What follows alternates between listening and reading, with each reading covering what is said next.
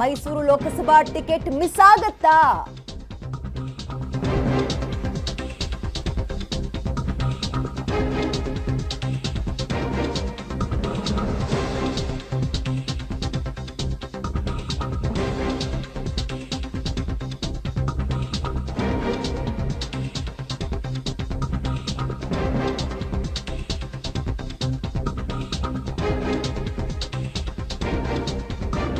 ಕೊಡಗು ಮೈಸೂರು ಸಂಸದ ಪ್ರತಾಪ್ ಸಿಂಹ ಅವರಿಗೆ ಕಳೆದ 2 ದಿನಗಳಿಂದ ಒಂದ್ ರೀತಿ ಭಾವುಕ ನುಡಿಗಳನ್ನ ಆಡ್ತಾ ಇದ್ರು. ಮಗದೊಂದು ಕಡೆ ಈಗ ಅವರಿಗೆ ಟಿಕೆಟ್ ಸಿಗುತ್ತಾ ಇಲ್ವಾ ಅನ್ನುವಂತಹ ಪ್ರಶ್ನೆಯ ನಡುವೆ ಸಂಸದ ಪ್ರತಾಪ್ ಸಿಂಹ ಮಾತಿನಲ್ಲಿ ಈಗ ಹೊಸ ಕ್ಯಾಂಡಿಡೇಟ್ಗೆ ಟಿಕೆಟ್ ಕೊಡೋದ್ರ ಬಗ್ಗೆ ಟಾಂಗ್ ವ್ಯಕ್ತಪಡಿಸಿದ್ರ, ಟಾಂಗ್ ಕೊಟ್ರ ಅನ್ನುವಂತಹ ಪ್ರಶ್ನೆ. ಯದುವೀರ್ ಅವರು ಸ್ಪರ್ಧೆ ಮಾಡ್ತಾರೆ ಅನ್ನುವಂತಹ ಮಾಹಿತಿಗಳು ಓಡಾಡ್ತಾ ಇದೆ.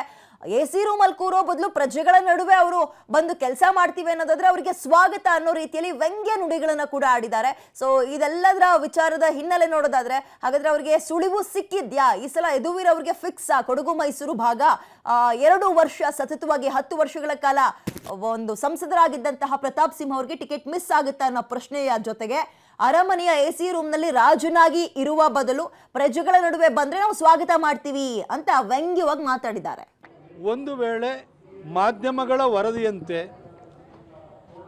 ಯುವರಾಜ ಅಥವಾ ಮಹಾರಾಜ ಯದುವೀರ್ ಅವರಿಗೆ ಟಿಕೆಟ್ ಕೊಡೋದು ನಿಜವೇ ಆಯಿತು ಅಂತಂದರೆ ಖಂಡಿತ ಅದನ್ನು ನಾನು ಸ್ವಾಗತಿಸ್ತೇನೆ.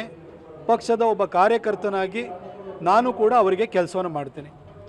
ಯಾಕೆ ನಾನು ಸ್ವಾಗತಿಸ್ತೇನೆ, ಅವರಿಗೆ ಕೆಲಸ ಮಾಡ್ತೀನಿ ಅಂತಂದರೆ ನನಗೆ ಅವ್ರ ಬಗ್ಗೆ ನನಗೆ ಹೆಮ್ಮೆ ಅನಿಸುತ್ತೆ. ಯಾಕೆಂದರೆ ಅರಮನೆಯ ಹವಾನಿಯಂತ್ರಿತ ಕೊಠಡಿಯಲ್ಲಿ ರಾಜನಾಗಿ ಇರುವ ಬದಲು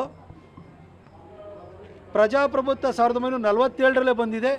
ಹಾಗಾಗಿ ರಾಜ ಮತ್ತು ಪ್ರಜೆಗಳ ಮಧ್ಯದಲ್ಲಿ ವ್ಯತ್ಯಾಸ ಇಲ್ಲ, ನಾನು ಪ್ರಜೆಗಳ ರೀತಿಯಲ್ಲಿ ಬದುಕ್ತೀನಿ ಅಂತ ಬಂದಾಗ ಅದನ್ನು ಸ್ವಾಗತಿಸಲೇಬೇಕಾಗುತ್ತೆ.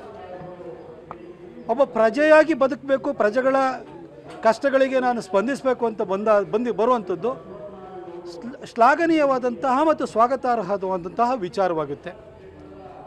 ನಾನು 1947ರಲ್ಲಿ ಸ್ವಾತಂತ್ರ್ಯ ಬಂದಾದ ನಂತರ ರಾಜ ಮತ್ತು